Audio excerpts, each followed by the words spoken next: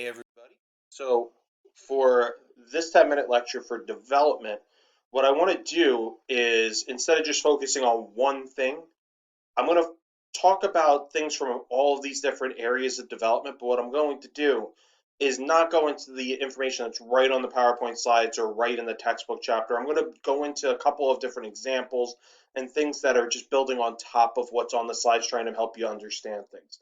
So what I will ask that you do for this lecture before you go into this video, pause it if you need to, is I'll ask that you take a look at the chapter and I'll ask that you look through the PowerPoint slides, read through the PowerPoint slides before you come into this video, because I'm not going to go into a lot of detail about the reading and what's right on the text. I'm going to go into a lot more building off of it. What we will be focusing on this chapter is three major areas of study. You have your important ideas, you have nature versus nurture, which comes into play here. And what really matters when it comes to the nature versus nurture, continuity versus discontinuity, is I do find that means that usually, depending on how you personally feel about that, one of these theories tend to hit home a little bit more than another. But it doesn't mean that that theory is correct and the other two are wrong. I always want to take a second to underline that. These three theories can work together, even though they fundamentally sound pretty different in places. They all can work together, and I'll try to highlight in this video those areas right there. So we're going to talk about how we develop cognitively, and that's from Jean Piaget. We're going to talk about how we develop psychosexually, which is Sigmund Freud, how we develop psychosocially, which is Erik Erikson. Each one of these theories will function a little differently. So for Piaget, 4 stages. Piaget says you take as long as you need in each one of these stages and you will get through all 4. That'll be different for the other theories. You see in every one of these stages, we have characteristics of being in this stage, milestones about going into the next stage. So what I want to highlight for the first stage here, the sensory-motor stage, two very simple things. The first thing is, this is the stage where if you picture playing peekaboo with the child, well, they get identity very much from facial characteristics, with everyone except for the mother. The sense of scent is so powerful for our relationship with our mother that peekaboo doesn't have the exact same effect when you're looking at the mother. But when you're playing peekaboo with a child, you cover your face, and they may potentially start to cry the first time. But then when you play peekaboo, of course, they're giggling, they're laughing, they're elated, and then they're going to be more interested for the rest of the time playing the game. But actually, what it is peekaboo's kind of the world's cruelest magic trick, because what you're doing is you're taking a child that does not know that they are separate from their environment. This child thinks that their environment is what is in front of them. If you pick a child up in the stage out of their crib and you leave their favorite toy, their binky, they might cry as they leave, because as you turn out of that room and they can't see it, it no longer exists in this world. Well, playing peekaboo, you're basically covering your face where they take identity, so it's as if you don't exist in this world at all. Then you say peekaboo, and it's the greatest magic trick. You just popped back into existence. The other thing I want to highlight here is object permanence. Now, that is a very important milestone that you'll work with your pediatricians with. The bottom line is there's a lot of tests for object permanence. I'm not going to go into that in too much detail right now, but we need to gain object permanence in this stage. And you'll start to realize that we'll start to separate, that we're separate from our environment. We'll get object permanence here. In the second stage, so what I really want to add when it comes to characteristics, you read through those characteristics. If you happen to have had a sibling that was 2 to 7 years old the same time that you were 2 to 7 years old, what I would ask you is, did you fight a lot?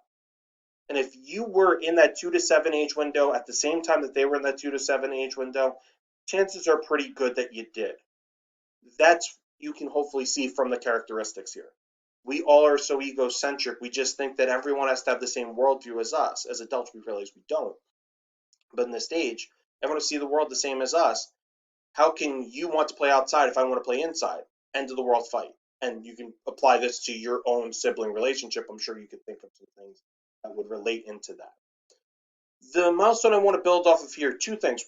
One is we get the ability for logical thought, which is going to be really important in the future theories as well from here.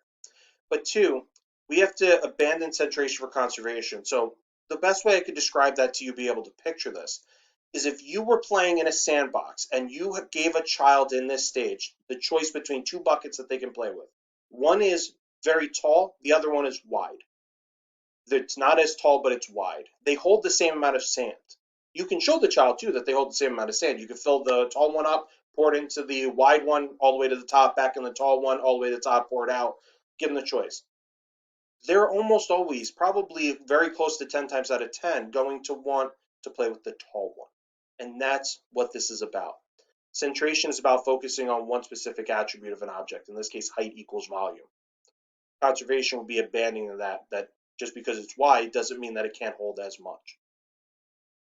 The other two stages for Piaget are a little bit more straightforward, so we can now think logically. What we can't do in the concrete operational stage is think abstract. Formal operations, we have abstract thinking. We can all be our own Sherlock Holmes. Freud. Now, Freud, the way that this theory works according to Freud, it's all about how our sexual energy evolves and develops. Freud very much is in tune with that. Our sexuality plays a very large role in who we are. Freud says a little different than Piaget. Where Piaget said, take as long as you need, you'll get through all 4 of my stages. Freud says, you're going to get through all 5 of these stages, but you have a strict time limit. You don't get to take as long as you need. Now, a lot of those time limits you're going to actually see are pretty based off of behavioral reasons. So the oral stage, first year of our life, we're focused on nursing. That's why our energy focuses on the mouth. That's why this plays such a large role. Now, in any one of these stages, we can fixate. Now, if we fixate on the stage, what's going to happen is we'll have consequences later in life, and you can see those right here. The bottom line is we are resolving a conflict of this sexual energy. We are resolving that there is more than just this good feeling to life. We have a time limit to do that, and then we have to move on. Now, why is that time limit so strict? Hopefully you can see that as I go to the second stage, in the anal stage. Well, at 2 to 3, what happens is we focus on potty training. So the focus is going to now be on a new erogenous zone, on the anus. This is behavior. Our parents will push us towards this. This is going to happen whether we like it or not. And this is a really important stage because this is, for most children, this along with washing their hands are the first things that they do totally on their own. Meaning everything until this point needs our parents' help. If you have a child or have ever babysat a child or can picture this really well, potty training is something that's very important to the child too, not just to the parents, and that's why. Now, the phallic stage is where we meet the Oedipus complex. Depending on how things progress, if we're still doing these videos for personality to this in this way, I'm going to make a specific video solely on the Oedipus complex. Oedipus complex for right here, it really is going to focus on logical thought, remember from Piaget. Because here's what happens. Yes, a child wants to have sex with their opposite sex parent. In the Oedipus complex, a boy wanting to have sex with his mother. And we'll always teach using the Oedipus complex because the Electra complex, which is the complex for a girl towards her father, adds power, so it's more complicated. In the Oedipus complex, it does say a boy wants to have sex with his mother, but there's a logical reason behind this. As you listen to that, as you read about that, it's so easy to get consumed with how gross that is, because it is, for us as adults, looking back on it, it's just gross. But the child, if you go back a couple sides to Piaget, if we go back to this stage with Piaget, 2 to 7, for Freud, 4 to 6, the milestone there was getting the ability to think logically. So what we don't have as we enter the stage is the ability to think logically. So as adults, why don't we take a really quick second and think about what's going through the child's mind logically here. They can't do that, but we can. They have their energy focused on their genitals. They don't have a mature understanding of sex. They just know it feels good to have my genitals touched and stimulated. Well, if everything in my entire life up until this point I've shared with my mother, up until this point my mother was there for potty training, for nursing. I love my mother. I rely on my mother for safety, security, warmth, affection. I trust my mother. Why would I not want to share this with her? Very simply, we can't think logically, so that is just the progression of thought that would go through this. In this stage, we get the ability to realize, well, that would hurt my father. We're going to talk about this in a lot more detail with personality, but that is so important because that is the very first logical thought, according to Freud, that a child has in their life, is that this would hurt my father.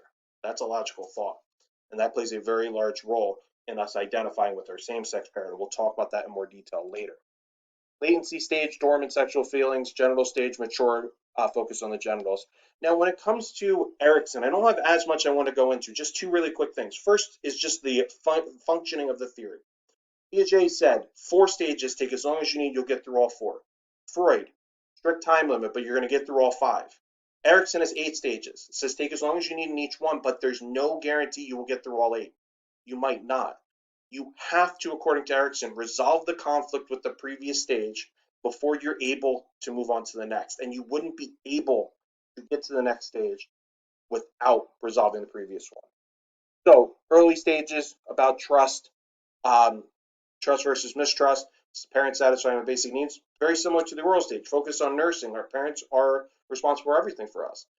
Second stage, very overlapping with the anal stage from Freud, with potty training, because this is the first thing that often we do without the help of our parents. As we go into, am I good or bad? Am I successful or worthless? Who am I? Am I loved and wanted?